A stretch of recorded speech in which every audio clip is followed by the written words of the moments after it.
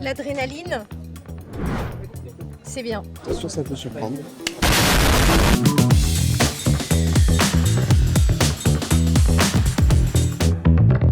Cyril, l'adrénaline, c'est à toi. N'ayez pas peur de l'adrénaline, c'est un message qu'on veut faire passer. Souvent l'adrénaline c'est associé pour les médecins, par exemple les réanimateurs, les urgentistes, l'adrénaline c'est quand on fait un arrêt cardiaque. Le message qu'on veut faire passer c'est surtout ne pas attendre que le patient tombe raide mort. Il faut utiliser l'adrénaline avant de faire la réaction pré-mortem. Parce que justement pour éviter les réactions très graves d'anaphylaxie, plus vite on va utiliser l'adrénaline, moins le patient va souffrir, moins le patient va avoir un risque d'évoluer vers une forme grave, voire une forme fatale.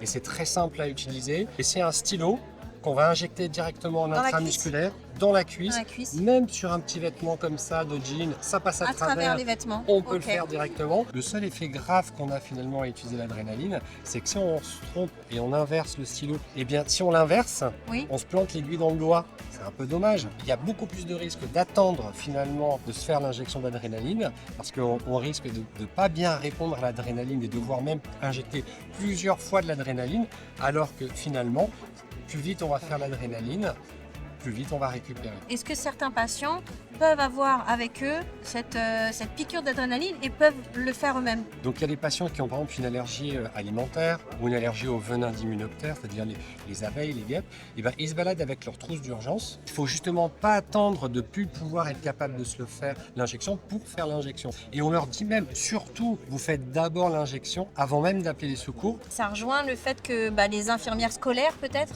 tout comme Alors, certains médecins, ne vont pas être vont avoir peur de ce genre de gestes. Tout à fait. Alors à l'école, les parents préviennent le directeur de l'école. Le directeur de l'école prévient le médecin qui doit normalement s'occuper de la structure scolaire. Le personnel est informé, voire malheureusement pas toujours, et même formé à l'utilisation des trousses d'urgence. Aujourd'hui, tout le monde peut faire une injection. Donc ça peut être la prof, ça peut être l'enseignante, ça peut être la personne qui est responsable au niveau de la garderie, parce que n'importe qui peut faire l'injection. Si les parents peuvent le faire, les gens au niveau de l'école peuvent le faire. Merci beaucoup.